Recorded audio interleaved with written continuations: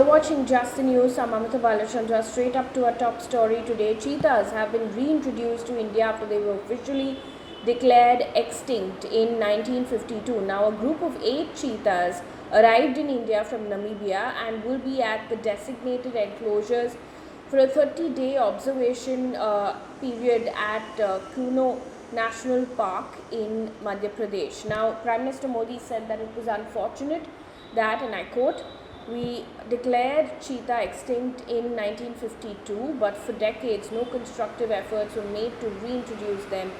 Today, these cheetahs have come here as guests and are in unfamiliar territory. We have to give the cheetahs some months so that they can make the Kuno National Park their home," end quote. Now, radio collars have been strapped on all the cheetahs to be monitored through satellite.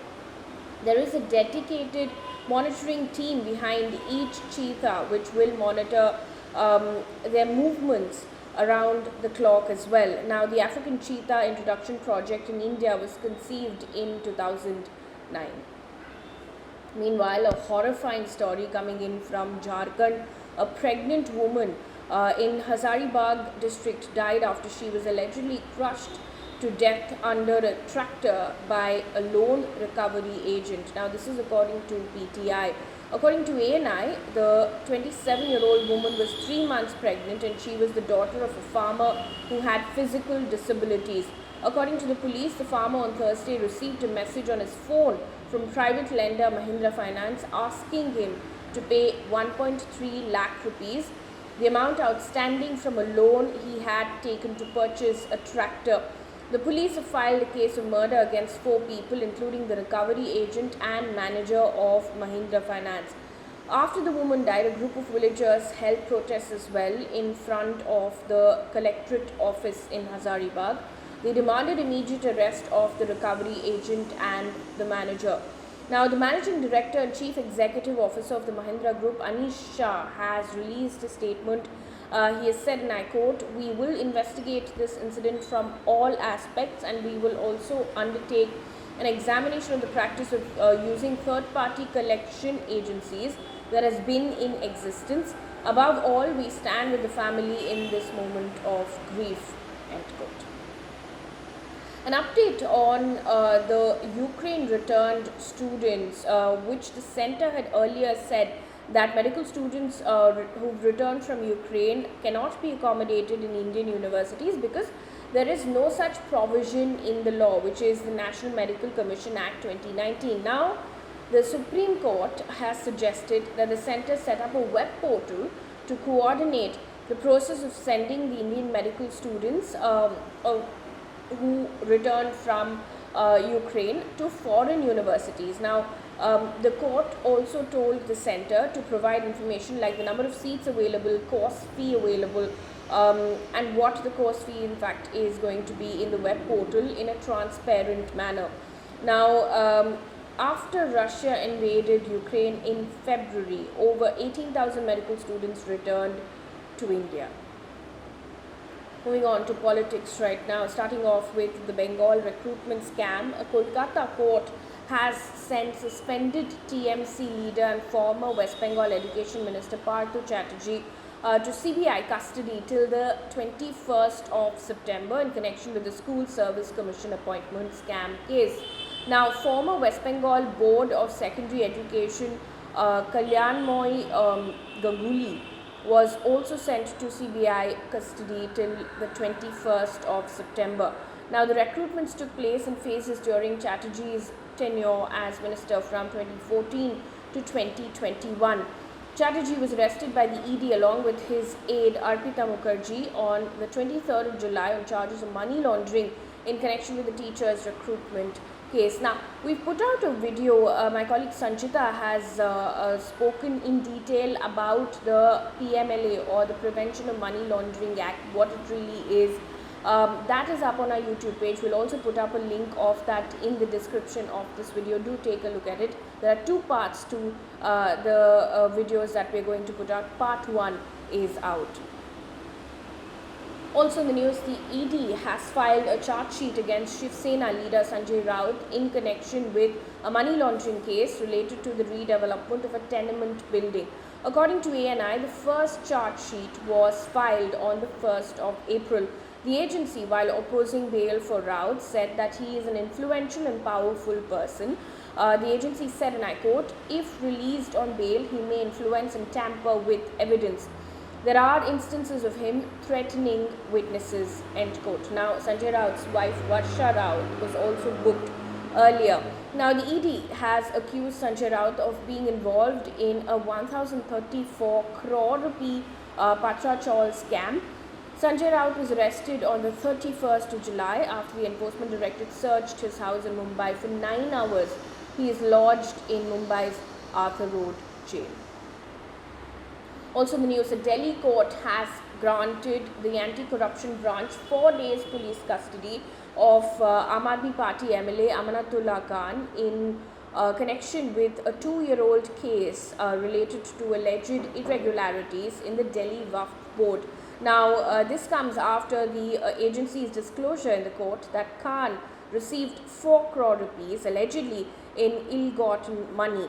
Now, Khan was arrested late on Friday by the Delhi Anti-Corruption Bureau after day-long raids at his residence, besides the premises of his aides and business partners as well. Delhi Deputy Chief Minister has responded. He said that the police had acted in a similar manner against him and other AAP leaders Satyendra Jain and Kailash Gehlot based on fabricated cases, he claims. He also added that an Operation Lotus to break every AAP leader is underway.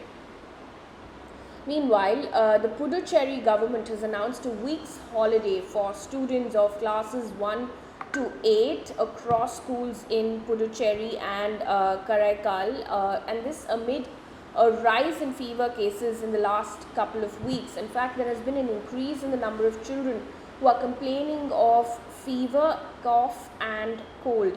Now, in a letter, the Directorate of Health and Family Welfare Services has said, and I quote, "It's been noticed that in the past 10 days, there is at least a 50% spike in fever cases among children attending various health institutions in Puducherry," end quote.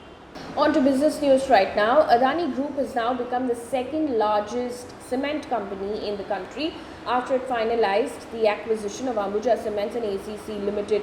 Now, Ultratech Cement ranks at the top with a market valuation of over 1.87 lakh crore rupees. Now, according to reports, Gautam Adani said that he's confident of becoming the largest and the most efficient manufacturer of cement by 2030. Yesterday, he also briefly overtook Amazon's Jeff Bezos to become the world's second richest person, post which he settled at the 3rd position. Meanwhile, Finance Ministry's Department of Economic Affairs in its monthly economic review said that India's economic growth is likely to be sustained in the months ahead amid a revival in contact intensive services and rebound in private consumption as well. Now, inflationary pressures are also likely to subside with easing of external pressure. Also, speaking at the 75th Annual General Meeting of Indian Banks Association in Mumbai, Finance Minister Nirmala Sitharaman said that banks must appoint staff who speak the local language. Now, according to the Hindu, Nirmala Sitharaman highlighted this need because of the diversity of the country. In fact, she added, and I quote, "When you have staff at the branch level who do not talk in the regional language and who are patriotic enough to say, 'Hey, you don't talk Hindi, maybe you are not Indian,' I think this does not do any good for business," end quote. Moving on to news coming in from across the globe right now, starting off with Sri Lanka. According to PTI, a court in Sri Lanka named the country's former president, Maithripala Sirisena, a suspect in the 2019 Easter bombings case. In fact, the court gave the orders to accuse Sirisena on charges of neglecting intelligence reports on the impending attack leading to the bombings. If you remember, in 2019, these Easter Sunday bombings took over 269 lives, including 11 Indians who passed away. This was carried out in a series of suicide bombings at 3 churches and several luxury hotels across Sri Lanka. Now, the Islamic State had then claimed responsibility for the attack. According to Al Jazeera, in February 2021, a presidential commission of inquiry had recommended that Sirisena and his intelligence chiefs be prosecuted for their failure to prevent the attacks despite receiving an intelligence input from India. And before we wrap things up here on this bulletin, one piece of good news. Bengaluru's 15-year-old Pranav Anand has become India's 76th Grandmaster as he passed the 2500 ELO mark in the World Youth Chess Championship in Romania. He's fulfilled all the other qualifications to earn the title as well. Anand was India's first Grandmaster in 1988 after he won the World Junior Chess Championship.